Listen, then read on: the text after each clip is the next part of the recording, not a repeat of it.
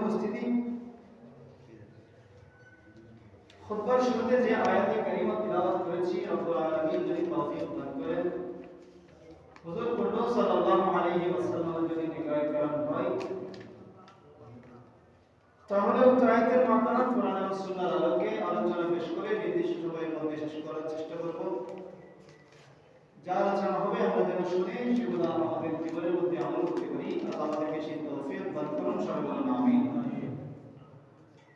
সম্মানিত উপস্থিতি, যে আয়াতে কারিমা তিলাওয়াত করা হয়েছে এটা হচ্ছে সূরা হাদীদ, যে সূরাটা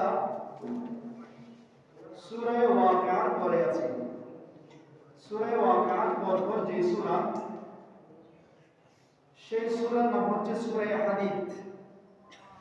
এই সূরা হাদীদের 1 নম্বর আয়াত বরকত হাসিলের লক্ষ্যে তিলাওয়াত করেছি।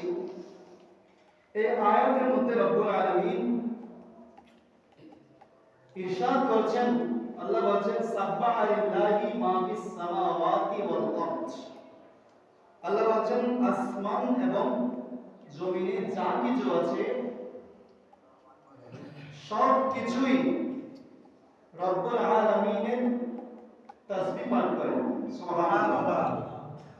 শুধু আমরা মানুষ নই, জিন নই, আল্লাহর খোদার মধ্যে যা কিছু আছে, আসমান জমিনে আল্লাহর যত সৃষ্টি আছে, এক কথার খোদাই জগতে যা আছে সব কিছুই আমার আল্লাহর তাসবিহ পাঠ করেন। সুবহানাল্লাহ।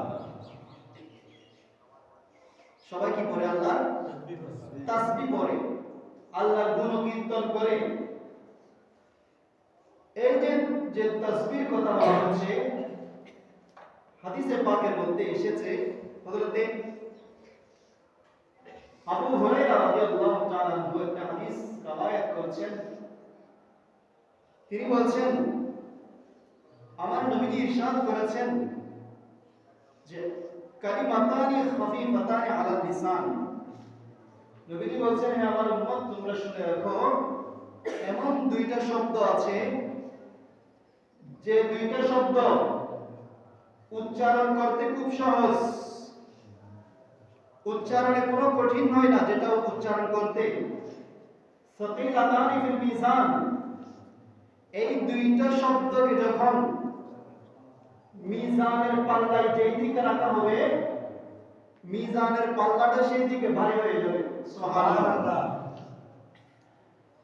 এমন দুইটা শব্দ যেগুলো উচ্চারণ করতে গিয়ে একদম সহজেই উচ্চারণ করা যায়, এবং মিজানের পাল্লায় যদি এই শব্দগুলোকে রাখা হয়, মিজানের পাল্লা সেই দিকে ভারী হয়ে যাবে। তারপর বলছেন হাবিবাতানি ইলার রহমান। শুধু তাই নয়, এই দুইটা শব্দ রব্বুল আলামিনের কাছেও অতীব পছন্দনীয়। সুবহানাল্লাহ। আল্লাহর কাছেও বেশি কি পছন্দনীয়, আল্লাহ বেশি ভালোবাসেন এই দুই শব্দকে। নবীজি বলছেন সেই দুইটা শব্দ হচ্ছে সুবহানাল্লাহি ওয়া বিহামদিহি সুবহানাল্লাহিল আযীম। সুবহানাল্লাহ। এই যে আমরা সুবহানাল্লাহ বলতেছি, এই সুবহানাল্লাহ বলতে আমাদের কোনো কষ্ট হয়? কষ্ট নাই, উচ্চারণ করতে একদম সহজ, কিন্তু সওয়াব কম। যেদিকে রাখবে মিজানের পাল্লা ভারী হয়ে যাবে। শুধু তাই নয়, এই দুইটা শব্দ আল্লাহর কাছেও বেশি প্রিয়। সেই দুইটা শব্দের কথা নবী আমাদেরকে জানিয়ে দিয়েছেন। সেই দুইটা শব্দ হচ্ছে কি? সুবহানাল্লাহি ওয়া বিহামদিহি সুবহানাল্লাহিল আযীম। জোরে বলুন না সুবহানাল্লাহ।